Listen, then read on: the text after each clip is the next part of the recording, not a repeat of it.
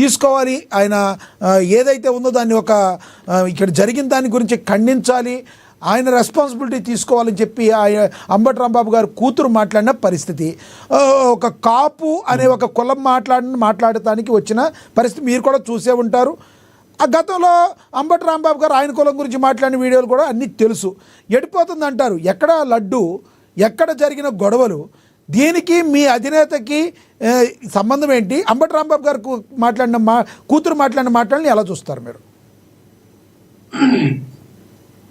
ముందుగా మీకు సభ్యులకి ఏఎన్ఎన్ వీక్షకులకి అందరికీ నమస్కారం అండి. నమస్తే అండి. వాయిస్ క్లారిటీగా ఉందండి? ఎస్, క్లారిటీగా ఉంది, మీరు కంటిన్యూ చేయండి.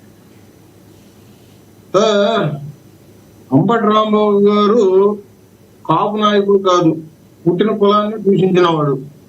కాపుల్ని తాగుబోతులుగాను తిరుగుబోతులుగా ఒకప్పుడు ఒక మీడియా సాక్షిగా చెప్పిన వ్యక్తి.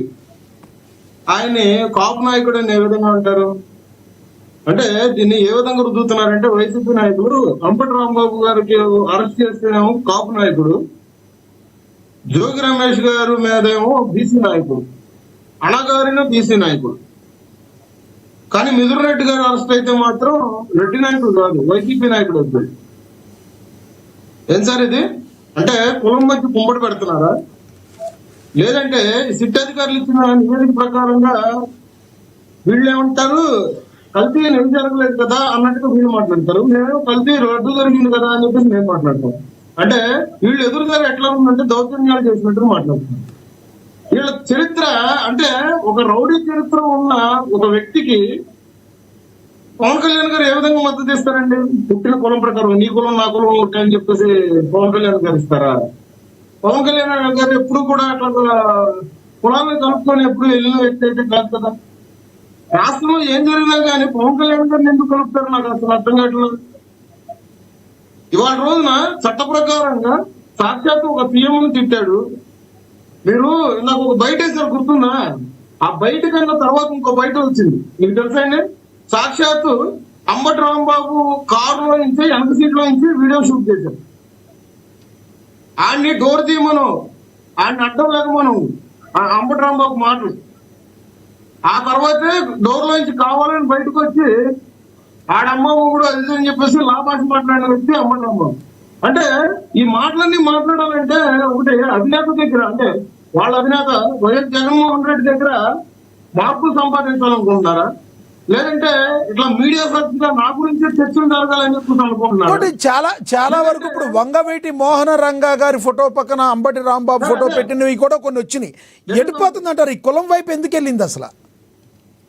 సార్ నేను అదే సార్, ఈ కులాలు కుంపటి పెడుతుంది వైఎస్ఆర్సీపీ శ్రేణులే. కాపు కులానికి అంబటి రాంబాబు లాంటి వ్యక్తి పుట్టి పాపం చేసుకున్నాడే కానీ కాపు కులానికి అంబటి రాంబాబు చేసింది ఏమీ లేదు.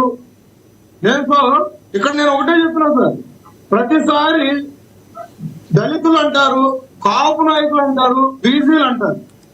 కానీ ఏదైనా లిక్కర్ స్కామ్ లో కానీ ఏదైనా స్కామ్లో ఇరుక్కొని బయటపడి వారి సామాజిక వర్గానికి సంబంధించిన వ్యక్తులు కొడితే మాత్రం దొరికితే మాత్రం వైఎస్ఆర్సీపీ నాయకులు అంటారు. అంటే ఇది ఏ కోణంలో చూడాలి? రాష్ట్రంలో ఏమో మేము పారదర్శకంగా మేము పాలన కల్పించుకుంటూ మేము వెళ్తా ఉండంటే, కులాల కుంపట్లోనూ మతాలు రెచ్చగొట్టేటట్టుగా వైఎస్ఆర్సీపీ శ్రేణులు చేస్తా ఉండంటే అరెస్టులు కాక ఇంకేం చేస్తారు సార్? హౌస్ అరెస్టులు కాక ఇంకేం చేస్తారు సార్? చిన్న పిల్లలు, స్కూల్కి వెళ్ళే పిల్లలను కూడా కులం కుంపటి పెట్టారు సార్ పీఠాపురంలో.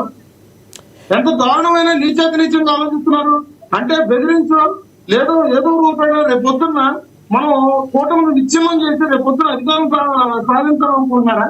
అధికారంలోకి వచ్చేయాలనుకుంటున్నారా? జగన్మోహన్ రెడ్డి గారు ఇటువంటి చర్యలు ఎట్లా ఉన్నాయంటే అసలు ఒక రౌడీ రాజ్యం లాగా కనిపిస్తాను. జగన్మోహన్ రెడ్డి గారు ఇప్పుడు రాజ్యం ఉంది, మీ రాజ్యం ఉంది, మీ కూటమి ప్రభుత్వ రాజ్యం ఉంది. ఒకటి లక్ష్మీకాంత్ గారు, మీ కూటమి ప్రభుత్వ రాజ్యం ఉంది. ఈ కూటమి ప్రభుత్వ రాజ్యంలో ఎవరన్నా మీకు ఇష్టం లేనట్టుగా ఒక మాట మాట్లాడారు, దుర్భాషలు ఆడారు, చట్టాన్ని చేతిలో తీసుకునే విధంగా మీ జనసేన కార్యకర్తలు కావచ్చు, టీడీపీ కార్యకర్తలు కావచ్చు, బీజేపీ కార్యకర్తలు కావచ్చు, వాళ్ళు ఒకేసారి వెళ్ళడాన్ని ఆపగలగాలి కదా మీ అధినాయకులు. దానికి ఏం చేశారు? రానున్న రోజులు అలా కాకుండా చూసుకునే అవకాశం ఉందా? ఇంకొకటి ఏంటంటే, ఈ రోజున జగన్మోహన్ రెడ్డి గారు బయటకు వచ్చారు కదా, ఈయన వచ్చిన సందర్భంలో ఏ రకంగా ముందుకు వెళ్ళిపోతుంది అంటారు? అసలు జగన్మోహన్ రెడ్డి గారు బయటకు వచ్చిన దగ్గర నుంచి ఏదో ఒక ప్రాబ్లం జరుగుతూ ఉంటాయి మధ్యలో. సార్, ఏమన్నా మీకేమైనా అనుమానాలు ఉన్నాయా? సార్, జనసేన పార్టీ గాని పవన్ కళ్యాణ్ గారు గాని ఇంక్లూడింగ్ వాళ్ళ రోజున మేము కలిసి వెళ్తున్న పార్టీలు గాని మీరు ఒకటి గుర్తుపెట్టుకోవాలి. ఒక భారతీయ గారిని ఒక మాట అంటేనే సొంత పార్టీ కార్యకర్తలు జైలుకి పంపించిన చరిత్ర చంద్రబాబు నాయుడు గారికి ఉంది. అదేవిధంగా ఆ పార్టీలో తప్పు చేస్తే సస్పెండ్ చేసి పంపించిన చరిత్ర జనసేన పార్టీకి ఉంది. ఇదే విధంగా నిన్న ఉన్న ఆరోపణలు జరుగుతున్న అరవ శ్రీధర్ మీద కూడా సెక్షన్లు ఏర్పడి ఇవాళ రోజున ఆయన మీద యాక్షన్ తీసుకునే రిసర్చ్ కమిటీ ఒకటి ఏర్పాటు చేసాం. అది నా కులమా నీ మతమా అన్నట్టుగా ఉండదు సార్. ఇక్కడ పవన్ కళ్యాణ్ గారు దానికి ఉదాహరణ మీరు తీసుకోండి. అంతేగాని మీరు ఎటువంటి యాక్షన్ తీసుకుంటున్నారంటే మేము తీసుకున్నాం. ఇప్పుడు అంబటి రాంబాబు గారి ఇంటి మీద దాడి జరిగిన తర్వాత జోగి రమేష్ గారు ఇంటి మీద అనుకోకుండా దాడి జరిగింది. దాని తర్వాత పరిణామాలు చాలా తీవ్రంగా ఉంటాయనే ఉద్దేశం మీదే వైసీపీ నాయకులు ఇంటి దగ్గర పోలీసులు కాపలా పెట్టించారు చంద్రబాబు నాయుడు గారు. ఆ విషయం మీరు మర్చిపోతూ వాళ్ళ మీద మేము కుట్రలు అనుకున్నాం, లేకపోతే వాళ్ళ మీద పగలు పెంచుకుంటే వాళ్ళ రోజున ఇదే అధికారాన్ని అడ్డం పెట్టుకుని వాళ్ళ మీద దాడులు చేస్తారా? ఈ పాయింట్ మీరు ఎందుకు అర్థం చేస్తున్నారు? కానీ మేము ఎప్పుడు కూడా పారదర్శకంగానే చాలా సున్నితంగానే మేము పరిష్కరిస్తున్నాం సార్. అంతేగాని బయటగట్టి చెప్తారు మేము బయటకు వచ్చి మాట్లాడతాము. లేదంటే ఇప్పుడు ఎల్లం మోహన్ రెడ్డి గారు నిన్న ఒక మాట అన్నారు, మీ ఇంటికి నా ఇంటికి ఎంత దూరమో మా ఇంటికి మీ ఇంటికి ఎంత దూరం అన్నారు. ఇప్పుడు కూడా ఏమన్నారు, జగన్మోహన్ రెడ్డి గారు కొనసాగి చేస్తే అంట పరిస్థితులు వేరేగా ఉంటాయండి. ఎవరిని బెదిరిస్తున్నారు సార్? ఎందుకు సార్ ఈ మాటలన్నీ?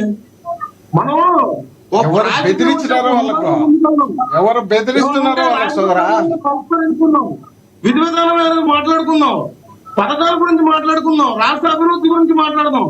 అంటే ఒక్కటి చెప్పండి లక్ష్మీకాంత్ గారు, ఒక్కటి చెప్పండి. అంబటి రాంబాబు గారి మీద ఇంటి మీద దాడి జరిగిన తరువాత అంబటి రాంబాబు గారి మీద మరి కార్యకర్తలు మండిపడిన తర్వాత జోగి రమేష్ గారు వచ్చి లోకేష్ గారు తిట్టడాన్ని ఎలా చూడాలంటారు? మళ్ళా అక్కడ కాల్చలేక సరిపోయి